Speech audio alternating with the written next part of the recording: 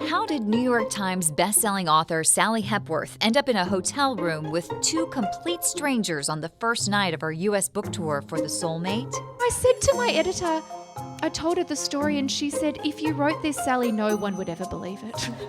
That's just one of the hilarious stories you'll hear in this chat with the world's most smiley crime writer.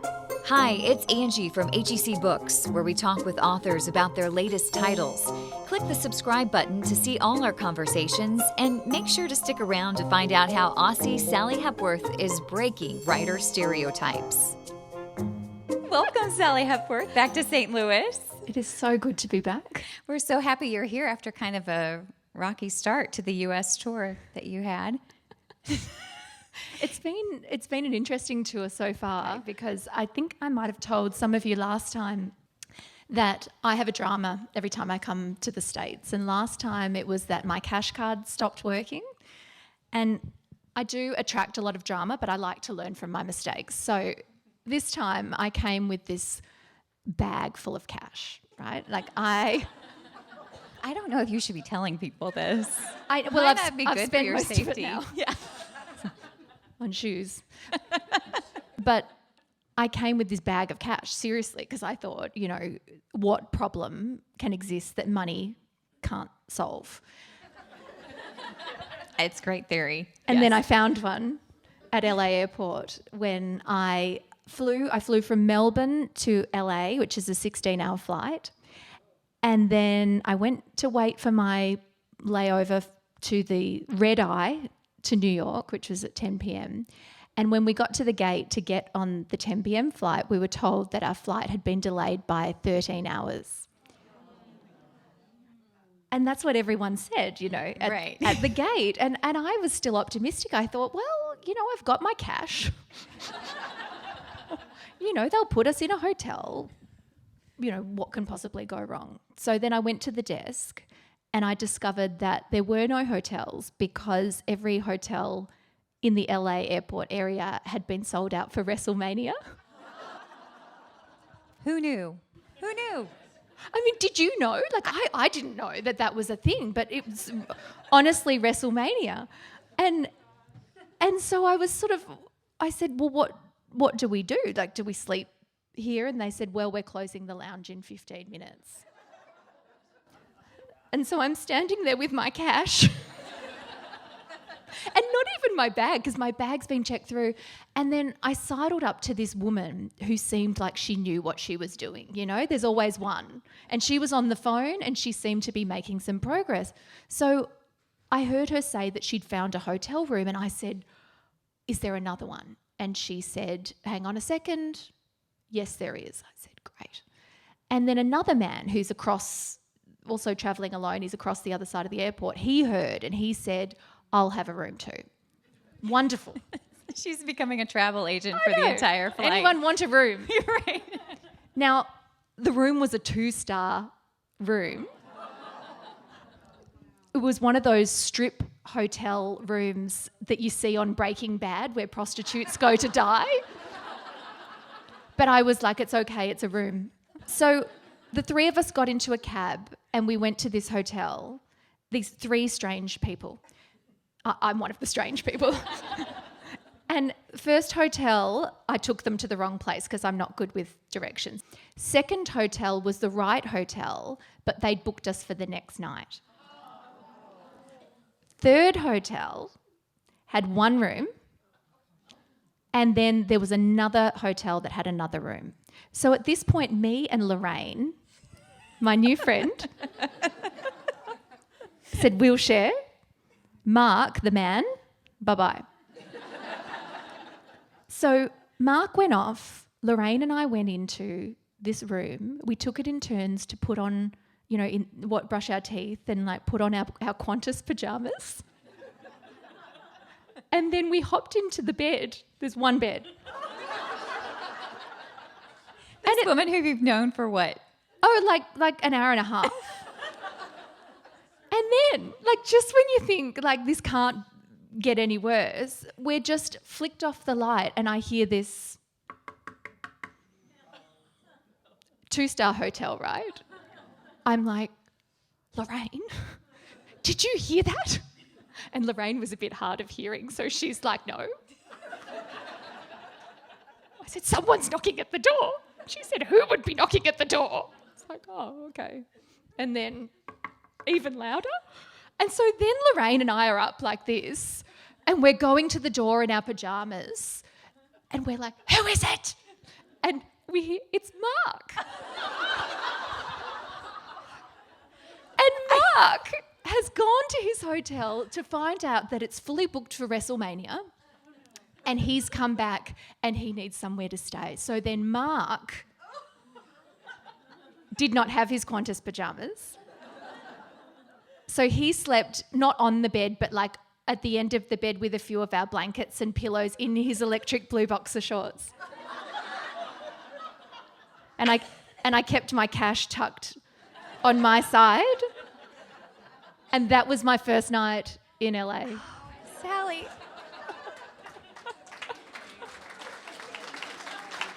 It makes you appreciate her being here that much more, doesn't it?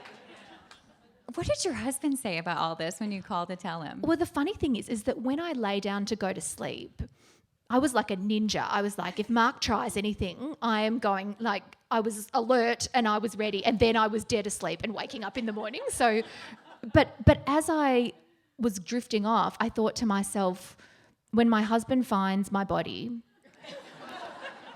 or when someone finds my body, how are they going to unpick this? Like, he left me flying on an international tour from Melbourne to New York, and then my body's found in a strip hotel in LA with a strange middle-aged man and woman. In his boxers. In his boxers.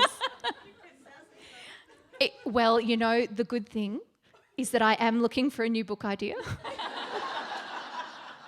But I said to my editor, I told her the story, and she said, if you wrote this, Sally, no one would ever believe it. And it's true, right? The WrestleMania part. Right. It's absurd. It's absurd. It's absurd. So I've heard you say a couple of times, bless your cotton socks, which we do not say here, but I love. Do you not say it? We do not say that, but I kind of want to say that. Have you heard, since you've been on tour, are there any American sayings that we say that you just think, what in the world? I have been blessed by being raised on a steady diet of American television. And so I feel like I know, even if it's not a word I use, I know what they're talking about. But now, because this is my third American tour, I've jumped ahead, and now I can almost I know where I'm going to be confused and how to correct it. So when I go to Starbucks and they ask my name, I say, Sally. It's the A. You've got to hold on to the A for ages. Sally. If you don't say that, you get Tully or Sully or Sailor, but not Sally. Sally. Got it. I've learnt to say sweater instead of jumper. I've learnt to say elevator instead of lift. So I'm just killing it, sorry. But I do love when I get one of those really like a southern, you know, sweet baby girl. I got a few of them, and or a really New York, you know, cab driver or something. It's magic. I understand them, but I'm also not really listening because I'm just basking in it. I'm like, oh my God, what show am I on now? I've been on Breaking Bad. It's how we feel when we're listening to you. I just love it. It's how we feel. Sally is the brightest person, not only in the clothing she wears, but in her personality. She's just a joy to be around, which is funny when I tell family members and friends, oh, I'm interviewing one of my favorite authors. She's so bright and cheery. Oh, what kind of books does she write? Murder and crime. Do you get a kick out of that? I couldn't believe it the first time I saw my books shelved in the crime section. And I immediately thought I have to go and buy some new clothes, which is usually my response to most things. Right. But I thought, yes, I need more black. I need glasses. I need bangs. And I need to be more serious. You know, and I can't. Don't do that. Don't do that. You're much more fun this way. Yeah. But you do kind of have that.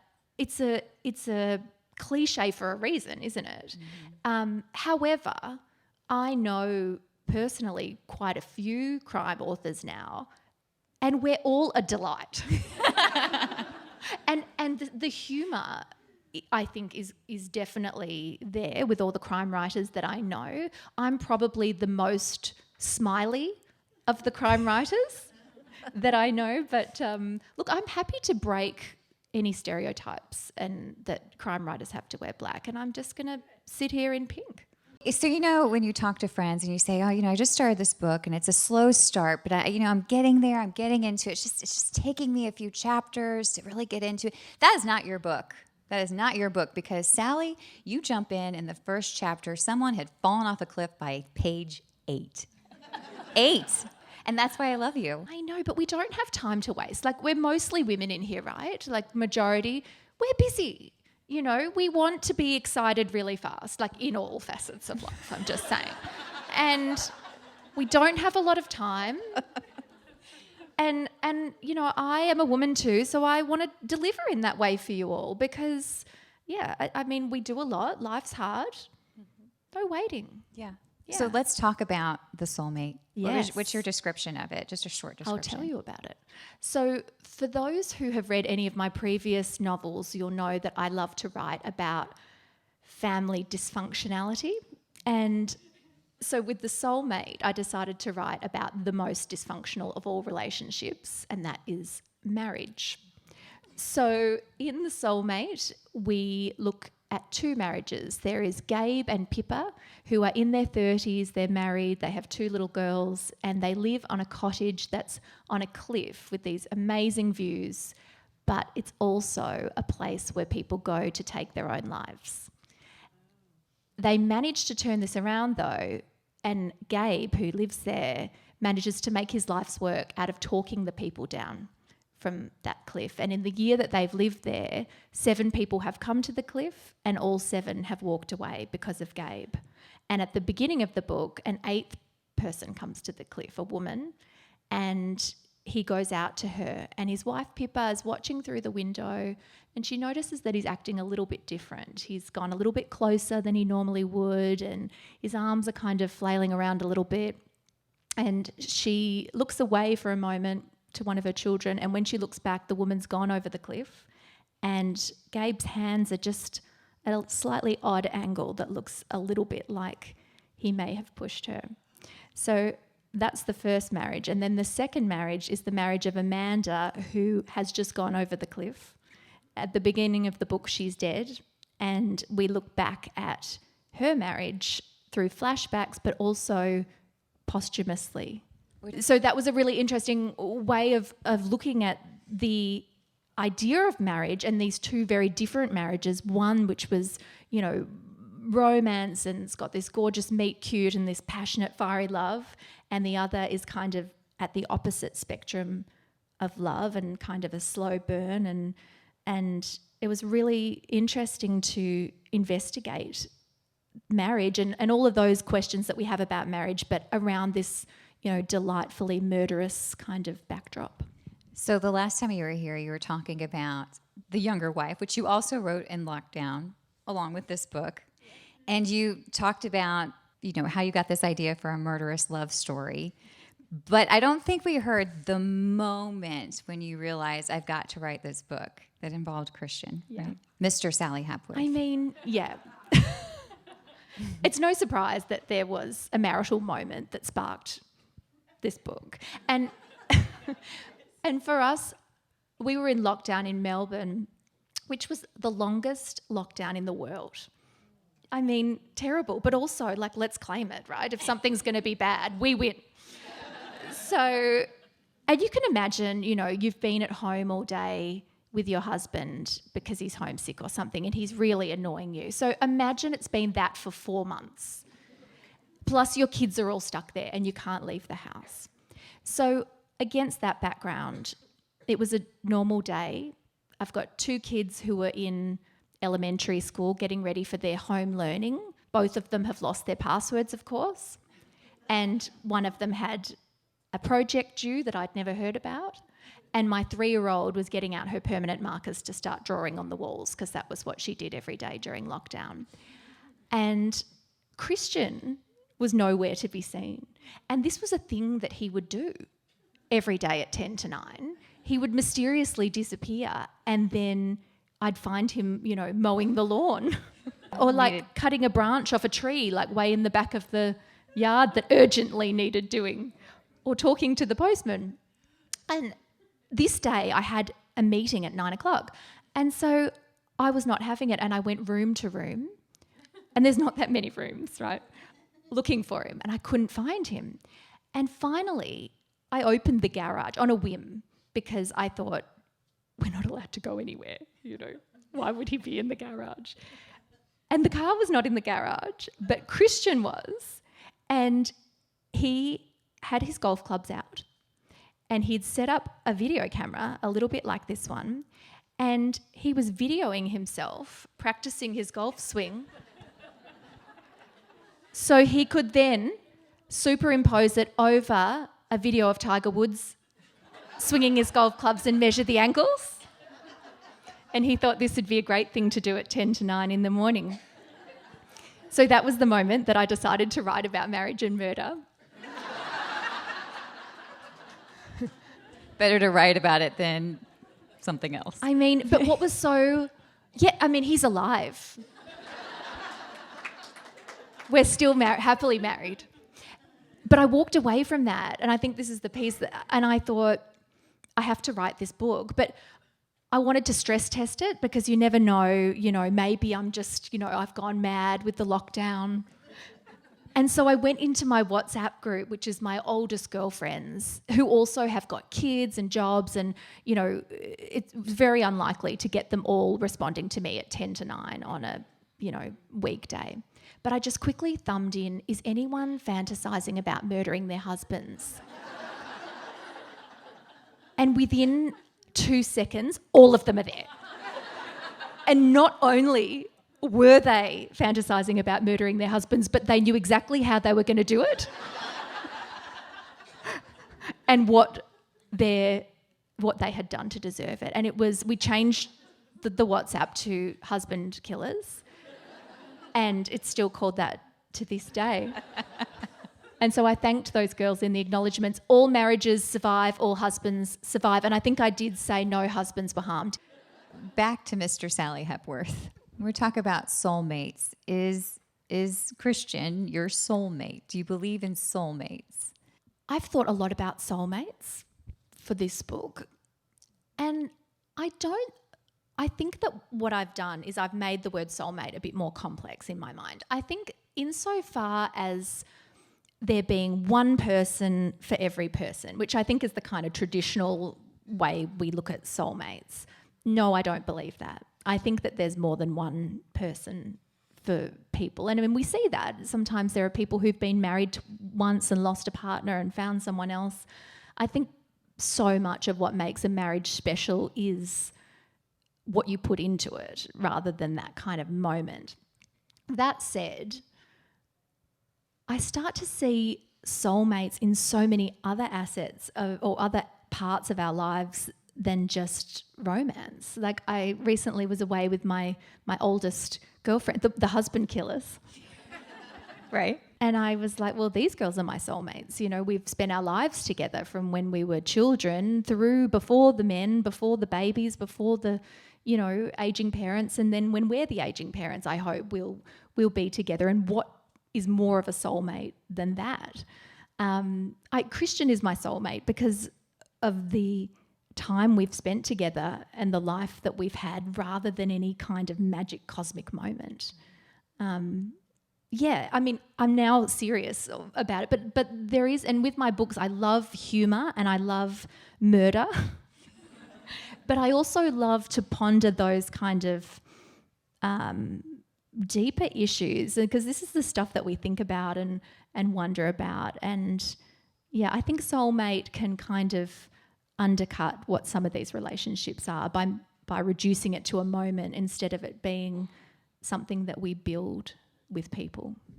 So I read that The Soulmate is one of your favorite books that you've written. Is that Is that true? Yes, that is true. So I've also read it had the fewest amount of edits. And so is that why it's your favorite, or why is it your favorite? I don't know why, and I wish I knew, because, and it is my favourite in that, yes, it came out very easily and very quickly. I did write it in lockdown, which is probably why I wrote it quickly, because I had nothing else to do, and a very clear idea of who was going to die. But no, look, I don't know. I wish I knew. And the more books I write and the more authors I speak to, and really successful, authors that I admire so much, we're all saying to each other, how do you do it? What makes it easier? We're obsessed with this idea that there is a right way. And I think it's just part of the magic of the books. And some of them come easily and some of them come, not so easily.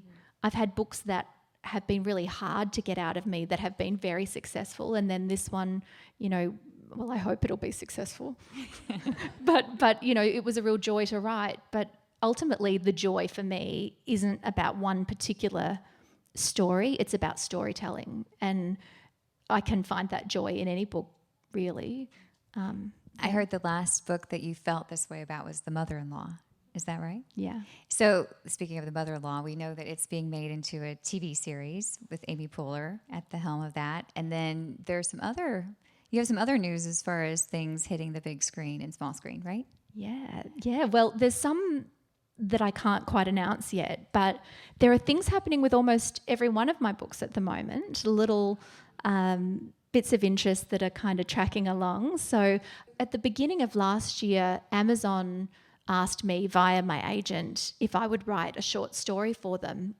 It's a really cool concept. I don't know if you guys read them. It's called Amazon Original Stories. And what they asked me to do was be part of a summer series where there's 5 authors and they give you the same prompt, which I think is such a fun idea.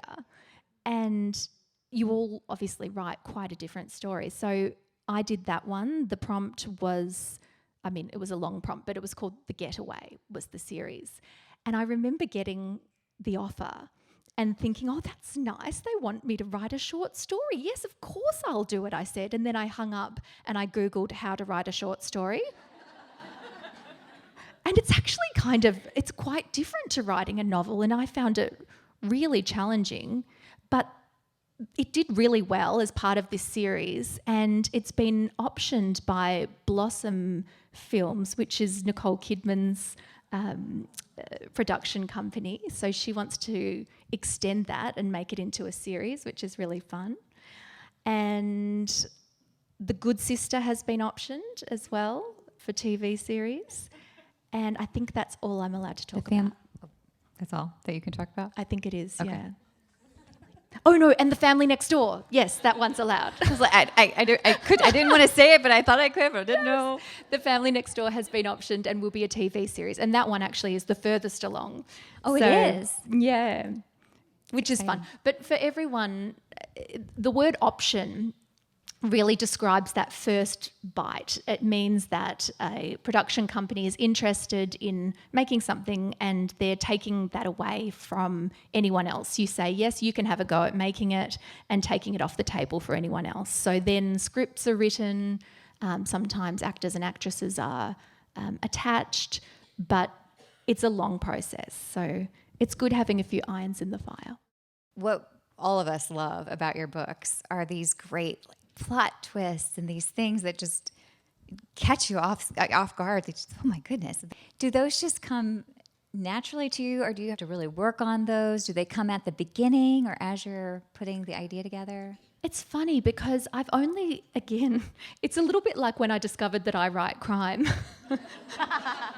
I discovered recently that I'm kind of known for my twists, and I thought, ooh, better make sure I have a few twists in the next one. And it's not something that I think about in advance, even though, and Jane Harper is an Australian crime author. She's a good friend of mine, and she has done a TED talk on how to plot. So watch it. I always say, when people ask me how to do it, I say, go and watch that. She knows what to do. But I really tend to, while I will plot out a few turning points along the way, I very rarely stick to them. And most of the really good twists, I think, that I've come up with have kind of been on a whim. Really? Yeah, because That's surprising. I have ADHD. I have diagnosed ADHD, but I'm very cliche about it. I'm very easily bored. And if I've planned something in a book, I'm like, well, I know what's going to happen. And then I'll just kind of shock myself by writing something at the end of a scene, and I'll be like, ooh! And then sometimes I think, no, that's not going to work, and I'll delete it. Or other times I'm like, oh, yes. You know, so it's often just a game of trying to stop myself from being bored, I think. Really? Yeah. So you don't, I knew that you, because you do outline. I do. But not necessarily the surprises. No, like I will try, and often what I outline will lead me in the direction of it. But so much more happens in a book than what you can contain in an outline. Right. And so it, you know, certainly it helps me to outline for the first sort of third. But by then I've made so many changes that the rest of it is just, it's it all kind of remains in here. And I use a writing program called Scrivener, in case there is any aspiring writers or writers in here, which helps me to keep it's like a storyboard, but inside a computer program, which kind of helps you to manage the madness. But yeah, my best twists, I'm sure, have come from the gut in terms rather than something I've plotted out before. Yeah. So you're currently building a writer's cabin behind your house. Within this writer's cabin, you have a television. And why is that television there, Sally? I've been asked quite a bit if I have any writing habits or rituals, and I've kept saying no. And then someone reminded me that I do indeed have a writing ritual at 4:00 every afternoon, and that is that I watch Judge Judy. I don't know if it helps me with the writing, but that is what I do. At 3:55, I make myself a cup of tea, and then I come and I watch it, and it's such a delight that it is also on at 4:00 here, and almost every day my schedule has allowed me to watch Judge Judy. You know, there is a lot of family dysfunctionality there. Well, there is. That's true. I don't think she's ever directly, informed a plot. Yeah. But I think she just sort of oozes out of me now. Like, I know what she's going to say. I just love her. So that is one of my writing rituals. I don't know if it is helpful to my writing, but try it if you're an aspiring author. Really, what wrong can come of it? With so many of your books, you do not shy away from the gritty topics, and they become part of your characters, and they're what make your characters so real and believable. In this book, there's mental health issues, obviously, as we talked about, but you write it in a way that makes you think about what you would do in the wife's spot, and I love that because it really makes you think about things in a different way. So thank you for that. Very interesting. You're welcome. I love that too, though. That is, for me, I think we just want to feel things, don't we? And we want to experience life in a safe way. And we want to experience a little bit like Christian calls them my nasty shows, when I like to watch those shows like Law and Order SVU or, dark. I was wondering where you're going with murderous that for a second. Why do you watch those nasty shows? And it's because we want to feel, Right. Yeah. And I can't remember why I'm telling you that. Well, no, what I was going to say is, so for Pippa in this book, we watch her go from, she has what people think is the perfect marriage. In fact, she feels kind of bad about it, right? Because well, she's embarrassed because she knows that the fastest way to bond, and women are always bonding by complaining about their husbands. And so she's left out because her husband's so wonderful and she's got nothing to complain about. So she feels a bit annoyed about it. But the crazy thing is, we watch her go from that to this complete, psychological unraveling paranoia. And it's fascinating to be in that seat with her. How did you step into her psyche to do that. That has to be hard. Is that difficult for you? Are those tough days when you're, especially when she gets paranoid? It's exactly that. I step into what would this be if it was me? And I'm thinking, I am Pippa and Gabe is Christian and I have just discovered this, and how would I process it? And what thoughts would be popping in and out of my head? And I think one thing that's so interesting in books that I have read is when people are dealing with this stuff, these really big life questions, that life doesn't stop either, that you can be in the middle of contemplating life and death, but then your children come up and they, have bubble gum stuck in their hair, or, they've got a school project that's due the next day, or your mother calls and she's, had a fall or whatnot. And that, seeing that on the page or on the screen as a reader and a watcher, that's what I want to see. Yeah. And that's what my life would be if that, I could step into that role. So really I'm just doing what the reader does, is I'm stepping into this fictional situation and watching what would happen. Yeah. Yeah. But I make it worse. Right. That's the number one rule of make it worse. Right. I need to know what's next. What can we look forward to? What's coming up next? I have just delivered my next book to my editor. So it's done. Yeah. I mean, done is such a nice word, isn't it? I've already seen that it's come back to me. It's already in my inbox to do copy edits. I'm still on tour. And I have to get back and write my new book, The Layover. But I'll read it. I'd read that. It's good, right? I don't know who's going to die yet. But it's probably Mark. Yeah. I have to figure out how to jam in a family angle, because I have to have the family dysfunction. But anyway, that's a conversation to have with my editor. But I have delivered my next book. It is, of course, about dysfunctional families. This dysfunctional family are 3 women who grew up together in foster care, and they call themselves sisters, even though they're not biologically related. And at the beginning of the book, they are adults, and they get a phone call from a policewoman saying that a body has been found under the rural, idyllic foster home where they grew up, and they have to go back there and tell the story of the idyllic upbringing that they had there and figure out who the body is. Is this the book that we have a character come back in that we've seen before? Yes. Yes, there is a little cameo from Fern from the... Yeah. It's a prequel, so it's the cameo is from before The Good Sister started. I'm excited about it. Yeah. 1 year from now. Yeah, it should be this time, yeah. Okay. You're always a joy to talk to. You're a joy. Until next year. Yes.